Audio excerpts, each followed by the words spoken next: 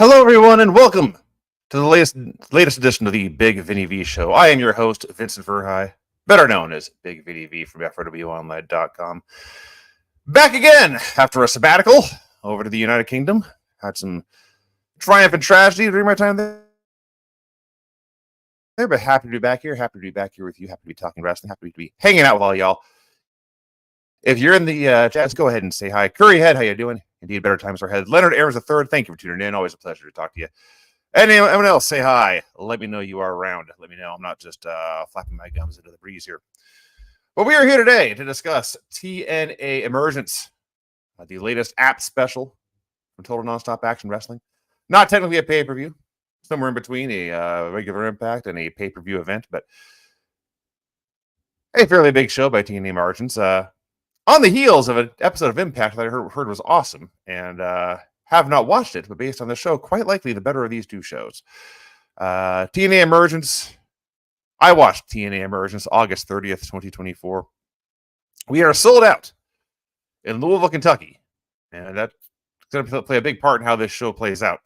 Louisville, Kentucky, crowd is small, not a very large building, certainly not an arena or anything, but the people who were there were hot for the start of the show, and then that changed as the events of the evening rolled along. We'll get to the finale later, but it is time for the opener. The Ultimate X match. Speedball Bailey defending his X Division title against 6 men in Ultimate X. Against 5 men, I should say. 5 challengers in Ultimate X. 5 challengers, 1 champion, 6 men total. Zachary Wentz versus Jason Hotch of the Good Hands versus Riley Osborne of Chase U here in TNA. Versus Laredo Kid versus Hammerstone, very much not the traditional X Division style wrestler, versus Speedball Bailey. So if you have never seen an X Division match, it's similar to a ladder match, only instead of ladders, they strap cables at a giant X high above the ring, 10, 12 feet above the ring, somewhere around there. The X Division title belt is hanging from the point where those two cables cross. And the winner of the match, the first one to scale the cables, pull the belt down, and they made this clear, you have to touch the match with the belt in your possession to win this match. And I'm sure at some point in TNA history, with the vast number of nincompoops who have been in charge of this company at one point or another, someone has done the finish where the guy on the cables unlatches the belt, but then drops it, and someone on the match catches it, and they technically win, even though they never climbed the cables. And you know this is a bad finish because Brian Alvarez once did this in the Youth Wrestling Federation in a ladder match they did there. You can ask him all about that sometime. But that's not what happened here. What happened here was a couple of things. First of all, as noted, Riley Osborne is here from Chase U. It is so weird to hear the Chase U theme from NXT here on a TNA show. Just strikes me as very, very odd. We've talked about this for months now. The talent exchange has, to a great degree, benefited the NXT programming more than it has benefited TNA. So Chase U is like just hearing that theme. Chase U is a major act in NXT, even though Riley Osborne's a bit player in the main act. So hearing that music on the show was quite strange. Also strange at first to see Hammerstone in this, because even though they always say the X Division is not about weight limits, it's about no limits. Hammerstone is a big, jacked up, powerlifting bodybuilder type guy. I'm sure he's done some top rope moves here and there, but by and large, he's a big musclehead. And it was strange at first to see him in there, but then it very quickly made sense. Hammerstone was there, so whenever the small flippy guys did a dive off of something, they would have a big musclehead to catch them. And usually, in fact, the big musclehead was aided by 2 or 3 other men. If you watch this match, there's a bunch of dives, just your standard Lucha Libre dives through and over the ropes, dives off the top rope, falls off the cables into the ring, falls off the cable supports, the trestles, I think they called them, the structure that supports these cables, falls over that to the floor.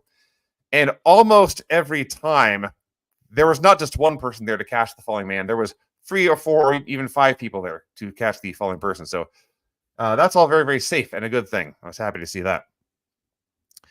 The other star of this match who stood out in the early portion was, of all people, Jason Hotch of the Good Hands. A comedy act that is never on TV, but he qualified for this match, and he was awesome. He was so good. There's a parade of dives where he does the last dive. It's the biggest dive of all of them. There was some other points where he really stood out. Hammerstone goes to the top rope, and Hotch cuts him off by hammering him right in the stones. The low blow that cuts him off and takes him off from there. And then gets the big giant Hammerstone up for a torture rack bomb. Very surprised by all that. Riley Osborne was in this match not wearing Chase U colors. That disappointed me. Of the 6 people in this match, 4 or 5 of them were wearing green. That includes Riley Osborne, who should have been supporting the U, for God's sake. He's out here in green like everyone else. He did a couple of dives. They did instead of the Tower of Doom spot out of the corner, which is very much old hat by now, they did it to the outside from the apron to the floor. And I think it was Osborne who went flying over the top of everyone with a giant sunset flip bomb that sends guys flying, and Hammerstone was there to catch everyone. So that all worked out. Zachary Wentz of the Rascals. This is 2 days, keep in mind, 2 days before his big match with Wes Lee at the NXT show in Denver. He was the first one to try for the cables, first one to actually try to win the match, and he was very quickly joined by 3 or 4 other people, including Hammerstone. And man, these ropes were sagging, and I was slightly worried that they would not support the weight of all 4 of these men. And then Hammerstone kicks everyone down. He's the last one hanging by the cables, and it may be the most impressive thing in the entire match. He's the last one up there, this Hammerstone fella, and he lets go with one hand to reach for the belt and is left hanging on the cables by one hand. Go try this at the gym, everyone. Just go to the pull-up bar, grab it with one hand, and hang there for as long as you can. And keep in mind, I'm guessing most of you are not pushing 300 pounds like this Hammerstone fella is. That was some ridiculous grip strength, even though it did not last terribly long. So that didn't work. So he managed to suplex dudes onto each other and press slam dudes onto each other. He was absolutely the star of the first half of this match. Then Osborne shines. He gets a big shooting star into a pile of dudes. And suddenly we get to the end. It was very quick and very anticlimactic. And it's Zachary Wentz and Speedball Bailey fighting at the X, fighting for the belt, the champion and one of the challengers. And Zach just kicks him down, pulls down the belt, drops to the mat, and wins. Zachary Wentz, your new X Division champion. Finish kind of came out of nowhere, and there was nothing in the 10, 12, 15 minutes, however long this match went. There was not much leading up to this point where Wentz looked like the star of the show. He was just a guy in the match, and then at the end, he won. Before winning the belt, before putting the belt down and winning the match, he had not done a lot to stand out. So that was a little interesting. But regardless, it was a very good, very exciting opener. Gave lots of guys chances to shine. Thumbs up for that match. Gia Miller interviews Josh Alexander. Josh says he's the only man in TNA to win a 1-hour Ironman match. He has won dozens of Ironman matches around the world. It's his match. He's going to take the championship, embarrass Nic Nemeth, and show that he does not have what it takes to survive in TNA. Steve Macklin versus Eric Young. They claim this is the first time these two have ever touched in a wrestling match, which sounds literally impossible to believe. Eric Young's been around TNA forever. I know he was also away for a while at NXT and WWE for a bit, and Macklin was in WWE for the first part of his career.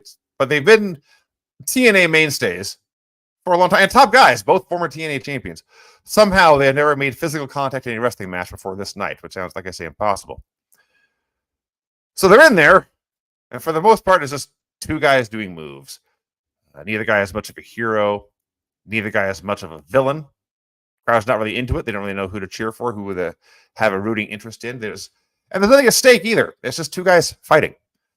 Now, the good news is they're both very good workers. And the longer they go, people get into it more and more. They liked it best when they stopped doing the big flashy moves and just stood face-to-face and slugged at each other for a while. A couple of times in the show, this is the first time, two guys would go face-to-face, forehead to forehead, and the crowd would chant, "Kiss, kiss, kiss." Sadly for the crowd, there was never any sex, just plenty of violence. They just kept punching each other. Macklin has a move he calls the Scud. It's the Austin Aries low pay, the tope between the bottom and middle ropes that he does to dive through and wipe somebody out. Eric Young ducks that, and Steve Macklin wipes himself out on the ramp at about 500 miles an hour. That looked incredibly painful. Young throws it back in, hits a pile driver for 2. Tries another one, but Macklin cradles him out of nowhere for the win.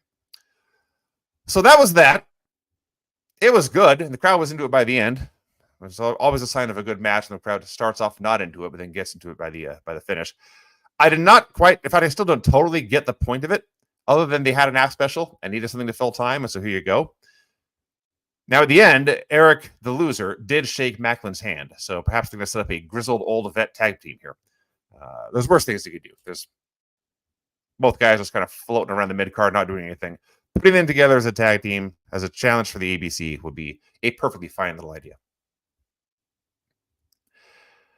Gia interviews Nic Nemeth, who says the Ironman match is Alexander's match. He knows how hard Alexander hits, but he's going to hit harder. He's the best pro wrestler and the best sports entertainer on the planet. He's going to walk out as your champion. We shall see about that. A Knockouts Trios match. The Knockouts Tag Team Champions, Alicia Edwards and Masha Slamovich, teaming with Ash by Elegance. Against the Knockouts Champion, Jordan Grace, teaming with Spitfire, the team of Danny Luna and Jody Threat. So, like, the very, very first thing they do is toss the heels outside, and the baby faces be able to do a series of dives, ending with Jordan Grace, the Juggernaut, doing the big giant dive on everyone.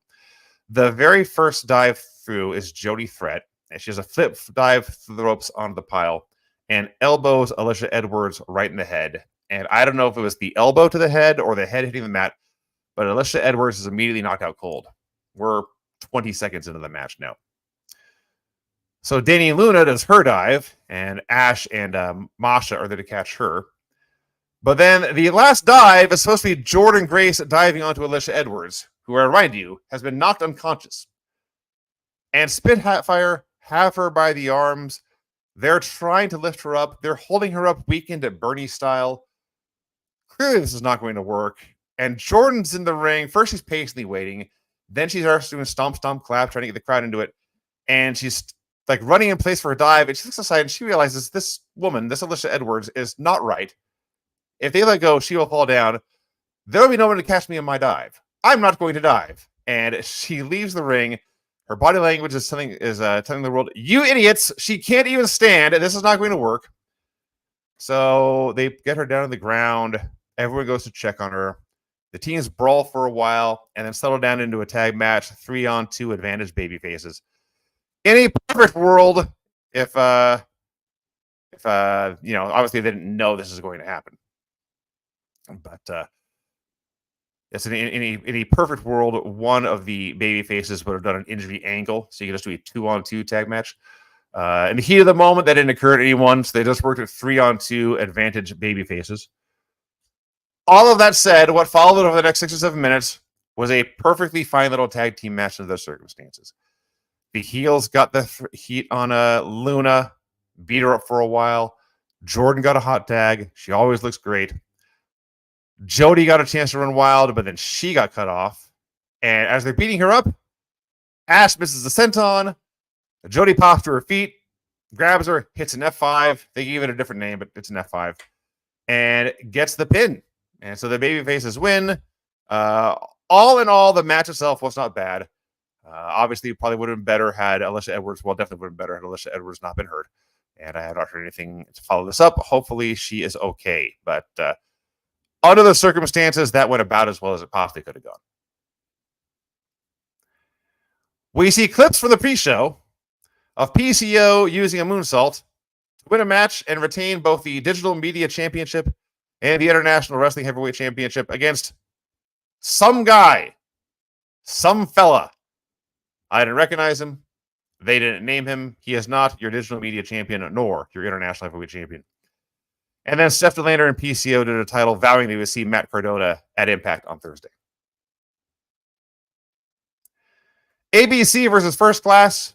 First Class has added a new member. That's AJ Francis, who of course is not new. He's the founding father, I suppose, of First Class. And the newest member, KC Navarro, who's been on Impact here and there throughout the year, and now he's in this faction. So what happened here was this match went probably 12 minutes. And the ABC was on offense for, I would guess, conservatively 11 minutes and 20 seconds. There was 40 seconds of heat, and then ABC ran wild and got the pin. Like, I'm all in favor of establishing the babyfaces as better wrestlers than the heels, but they beat up First Class for so long. I was starting to feel sympathy for the big 300-plus pound NFL lineman getting beat up by these two little cruiserweights. I felt bad for him. I wanted to see him make a comeback. This plucky underdog fighting against the odds. The crowd is chanting, "You can't wrestle" at AJ Francis, which may have been true like a year ago. And it certainly was true at times in NXT and WWE. But you know what? He is a perfectly cromulent wrestler these days in TNA. He's a great talker. He's an athletic big man. He does his 2 or 3 big spots. I always get a big reaction. He knows what he's doing in there. Like, of all the people chant, "You can't wrestle" at, this guy can wrestle. There's a point where he suplexes both members of ABC at once. The crowd is chanting, "You can't wrestle." He had literally just wrestled. He wrestled them to the ground. He's wrestling right now. So that was all quite strange. And as they are beating up First Class for days and days and days, Ace decides he wants to get AJ up on his shoulders for a big move. Can't get it. AJ's too big. They stumble in the corner and fall down. So Ace just tries again, powers him up, hits an AA, makes a cover. They just keep on wrestling. So the finish is First Class is actually finally running wild. They have the advantage for a second or two. But as AJ is killing men, Casey Navarro tags himself in, thus rendering AJ the illegal man. So AJ hits his chokeslam and makes a cover, but the ref won't count because AJ is not the legal man. And then Navarro, who is legal, is very quickly cradled and pinned. So again, the story of the match was ABC beat him and beat him and beat him and beat him and beat him and beat him and beat him and beat him and beat him and then pinned them. It was not a bad match by any means. It was very weird. It was very weird. An 8-man tag. The System, which is, of course, Moose, Eddie Edwards, Brian Myers, and JDC, Johnny Dango Curtis, who apparently now is just a full-fledged member of the System. He's not like a pledge or a rookie or what have you, a young boy. He's part of the System now. Taking on the team of Joe Hendry and the Hardys and Mike Santana. Now, I call that a team. If you watch this match, it's 2 teams. One team is Joe Hendry and the Hardys. The other team is Mike Santana by himself. Santana comes out by himself through the crowd to his regular music, gets in the apron, and then the Hardys and Hendry have a mashup theme and video that does not include Mike Santana, and they all come out clapping and posing together, and then eventually they'll get in the apron, and this theme continues. Mike Santana is beating up all 4 heels by himself, just whipping their ass, just destroying them. And then every once in a while, the Hardys or Hendry will tag in and do straight comedy spots, and then tag back out, and Santana will come back in and beat everybody up. He was beating up all 4 of these men for a long time, diving on all 4 of these men at one time. So eventually, Jeff tags in, goes to the top rope. He is shoved off the top rope for the heat. This sets up the hot tag to Joe Hendry. Everyone's very much into Joe's comeback. It turns into a parade of finishers with Jeff this time going to the top rope and hitting his move. So that's always a plus. Matt has Eddie Edwards pinned with a twist of fate, but Moose yanks Matt out of the ring. So Matt hits Moose with a twist of fate in the floor. But when he gets back in, Eddie hits him with a low blow and the Boston Knee Party and pins him. Turned into a very, very fun multi-man tag match. And we've talked about the System here on the show before, how it seems like they've run the faction has run its course and done everything they can do. And talked about perhaps they'd be splitting up, but I guess they're not splitting up. And if they're not splitting up, they badly needed a win. Even in a match like this, where it had nothing really on the line, just a big match on a PLE event. And if they're not breaking up, they needed a win. So there you go.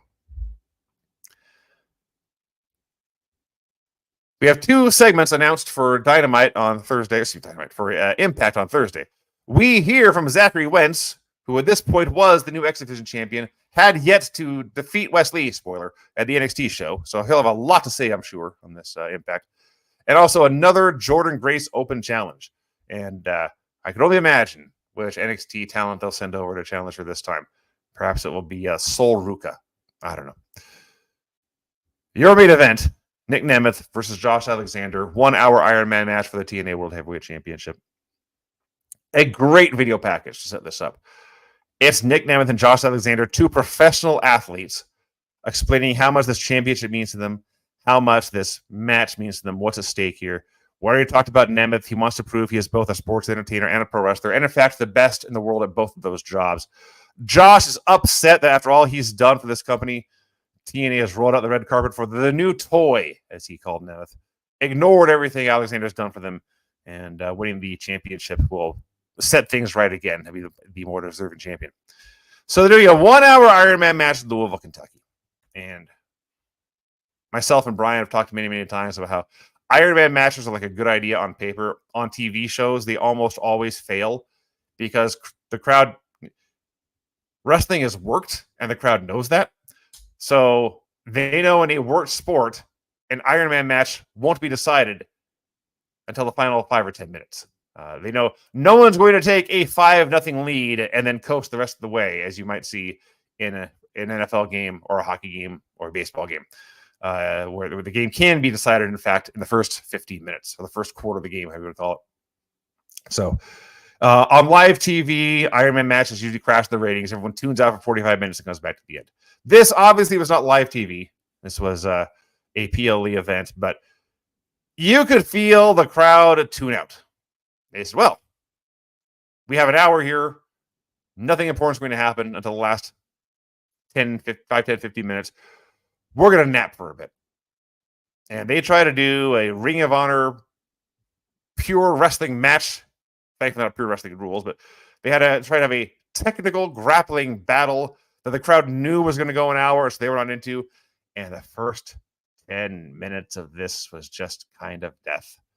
They're trading holds in front of a silent building, and they're doing headlocks and takeovers and takedowns. And there's no timer on the screen, so you don't even know how much time has passed. It's like being on a long airplane flight, which is something I've been doing a lot lately. And 2 minutes into the match, the crowd's already bored. They start demanding tables. We're get 2 minutes into a 60-minute match. And this is where I'll bring this up. I brought this up earlier. I'll get into this now. This is the Louisville Pro Wrestling crowd. A great crowd. Louisville, great wrestling city is Louisville, Kentucky. But this was not the kind of wrestling they came to see. They came to see, frankly, WWE style, the show, the circus. They wanted the circus. They wanted tables. They wanted catchphrases. They wanted spectacle. And what they got was sublime. And they wanted the ridiculous. They got the sublime. I just thought of that. That's a good line. So they were not at all into this match classic. They're just watching these dudes roll around, not caring, and frankly, never dig into it. And these guys just tried. I mean, they had an hour to kill. So you can't give them everything in the first 10 minutes. But this first 10 minutes was just death. Nobody cared about anything. Josh gets the ankle lock for about 5 seconds. The crowd briefly pops for that. When he tries it again, Nick reverses for a roll-up to go up 1-0 at the 11-minute mark. At this point, they put a clock up on the screen. So Josh is furious. He's down 1-0. He has been out-wrestled, pinned, in fact. So he unloads with kicks and chops. Nemeth tries the mounted corner punches, but Josh brings it down with a powerbomb onto the knee and takes over. And he's grinding him, in fact, and wearing him away with submission holds. At some point in here, a turnbuckle pad was removed. And I think the idea was they would remove it, and then everyone would immediately forget this. It would be a big spot when they paid it off later. The crowd never let them forget it. They were chanting, "Fix the buckle." I don't think anyone ever fixed it. In fact, I'm sure no one ever fixed it by the end of this. Chanted that for a long time, not into this sporting contest at all. What they wanted, they did not want two athletes. They wanted a hero and a villain. And so they began to chant USA for Nemeth. They're mocking Alexander for being Canadian. They're mocking Alexander for being bald. And just doing stuff. The fight spills outside. And that goes the way of the sports entertainer. That is Nic Nemeth's world. He takes over, throws Josh into various furniture, throws him back in, hits the rolling elbows on the mat, the top rope elbow, but Alexander turns that into a cradle for a near fall. We get a flurry of cradles. A Faymaster gets 2, and they pop up the feet. Nick hits the danger zone. The former zigzag in World Wrestling Entertainment. Gets the danger zone to go up 2-0 about 25 minutes in. Odd booking. The heel has dug himself into a corner or a hole. The heel has fallen into a hole. Must dig himself out, overcome the odds here. In his match, by the way. And he's got barely half the match to do it. So Josh takes over again. And the crowd's chanting whatever they can think of to entertain themselves. They're chanting, "What?" like Steve Austin. They're chanting, "Yeah," like LA Knight. They're chanting, "Oh, you didn't know," like the New Age Outlaws, because they're still stuck in the late 90s, apparently. And then the two dudes started trading suplexes, and the crowd was so happy because now they could chant Suplex City, which gave them something to chant, and it was relevant. So they're very happy about that. That was their favorite part of the entire match, I think. They just suplex each other over and over and over again, like a dozen suplexes each. Finally, neither can stand. They both collapse. The crowd applauds the double down, declares this is wrestling. Nemeth headbutts Josh so violently his headgear goes flying off. When he goes to capitalize, Josh traps him in the ankle lock. And I thought, clearly here, we're approaching the 40-minute mark. Clearly, this will be the point where Alexander gets back in. But no, Nic fights and fights. He won't tap out. He's fighting for the ropes. Won't get them. Gets dragged back in. Gets the leg scissors. Still won't quit. Finally, eventually gets the ropes to break the hold. At this point, the referee gets bumped, and Josh Alexander, who I remind you is the heel, pulls the table out from under the ring, and everyone cheers. Both guys try to use the table. No one does for a while. It's left sitting on the floor. They're back in. Josh hits a "That's incredible" for a near fall. The spinning tombstone. Just incredible from ECW. That gets 2. He is very frustrated, so he grabs a chair. But that is just a distraction. And when the ref takes the chair away, Josh pulls a gimmick out of his knee brace, clonks Nic in the head with it, hits the C4 spike, cuts the lead at 2-1 with about 15 minutes to go. And right after the bell rings, hits a second C4 spike. Now we're tied 2-2. I can turn around quickly.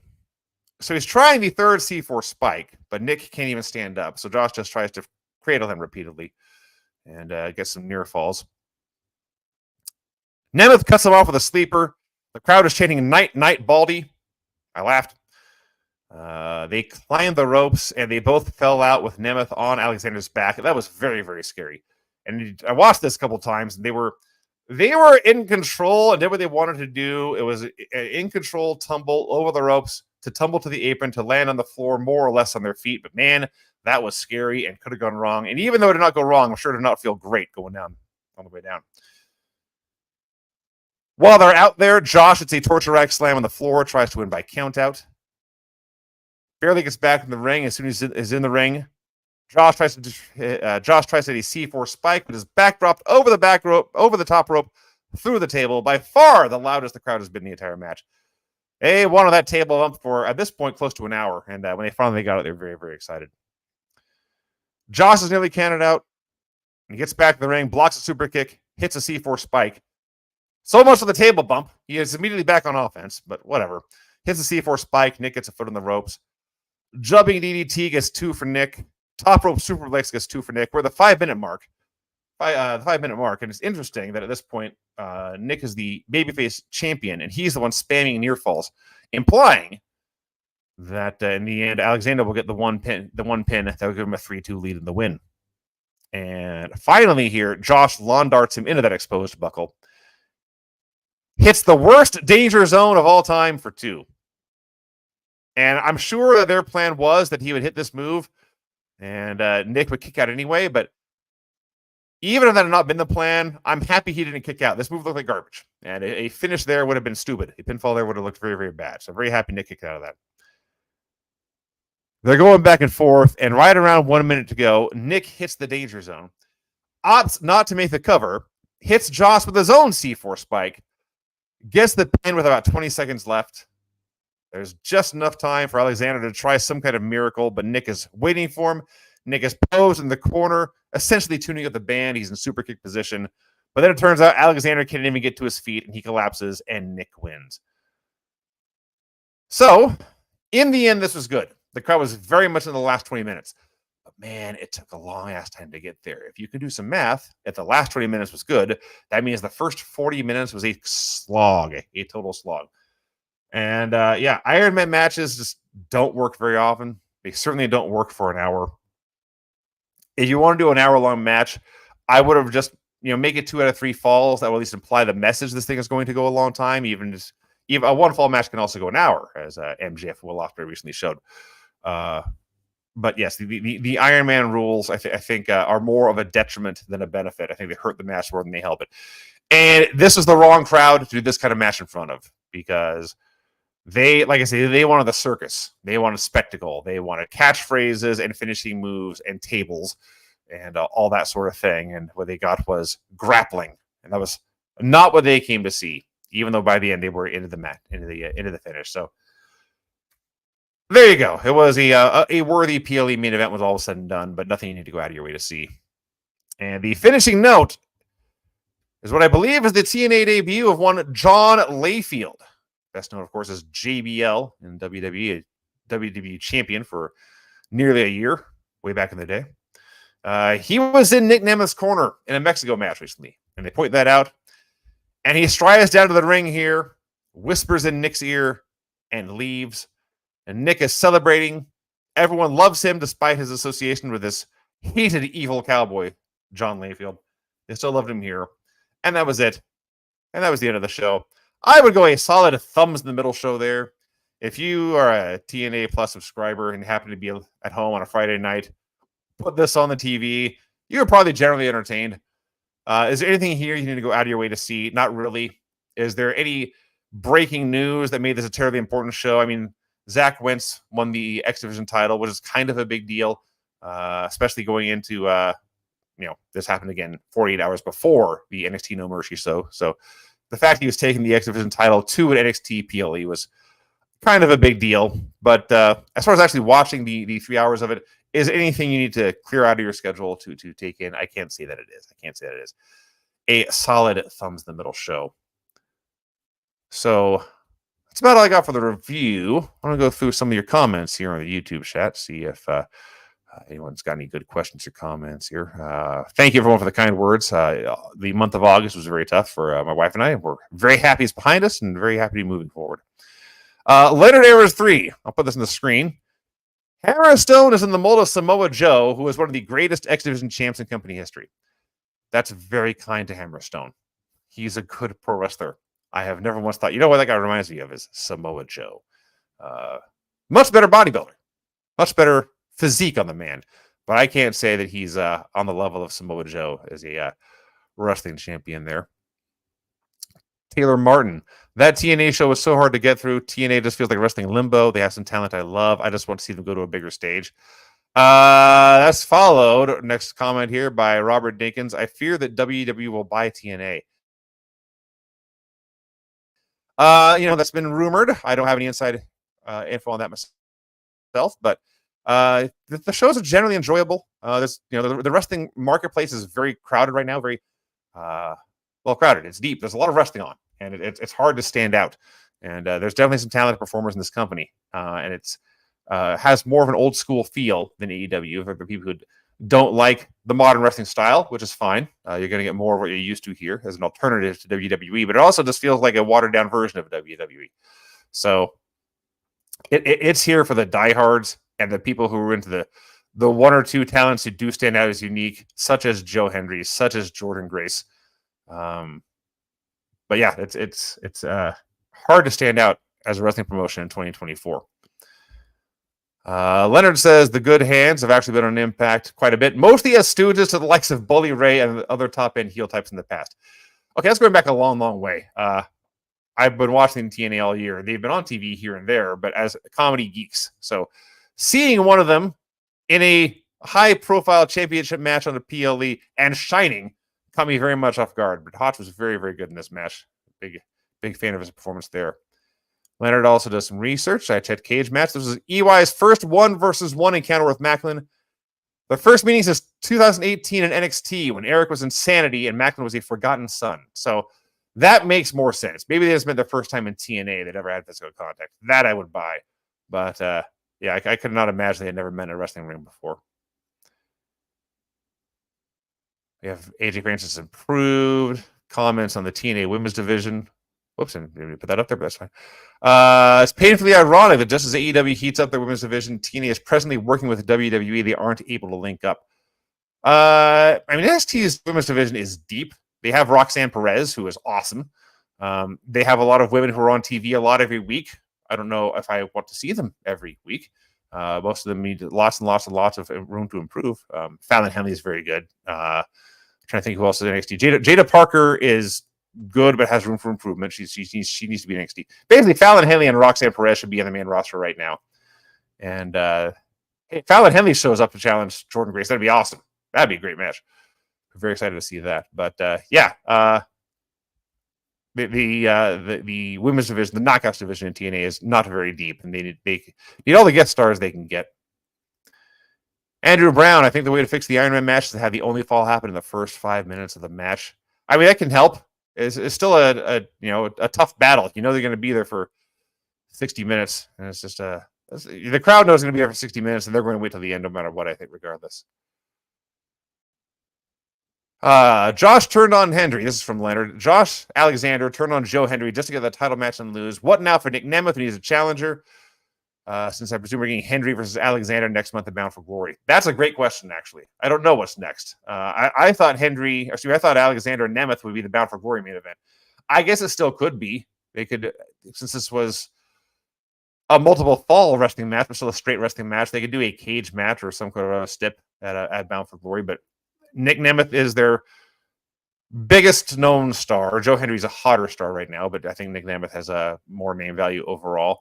And Alexander is their best wrestler and the ace of the company. So that just felt like the Bound for Glory main event to me. Unless they're going to do some kind of three-way or multi-man match there, I was kind of surprised they rolled with Alexander versus Nemeth so quickly. Alyssa Edwards apparently okay backstage after the match. That's great news.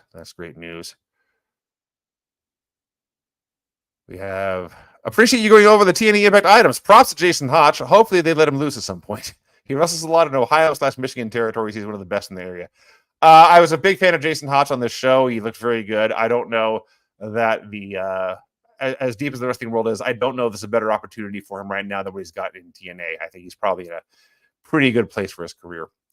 All right, everyone, that's going to do it. Thank you for tuning in. I do appreciate it. I do appreciate you all listening, taking the time to comment, adding to the show. It lets me know you're having a good time, and that's important to me. If you enjoyed the show, you want more Big Vinny V in your life, you can always follow me on social media. Follow me at Vincent Verhey on Twitter, at Vincent.Verhey on Threads. And if you really like the show, you want to help a brother out, buy yourself a Cameo today. Cameo.com/Vincent Verhey. For a small fee and within reason, I will say anything you like. I will wish you a happy birthday, happy anniversary, happy divorce, happy graduation, happy promotion. I will bury your friends. I will bury your enemies. I will give you life advice, dating tips, and a pep talk. All things that real human beings have paid real money to have me do. I'm not making any of that up. Cameo.com/Vincent Verhey. Buy one today. Buy another one tomorrow.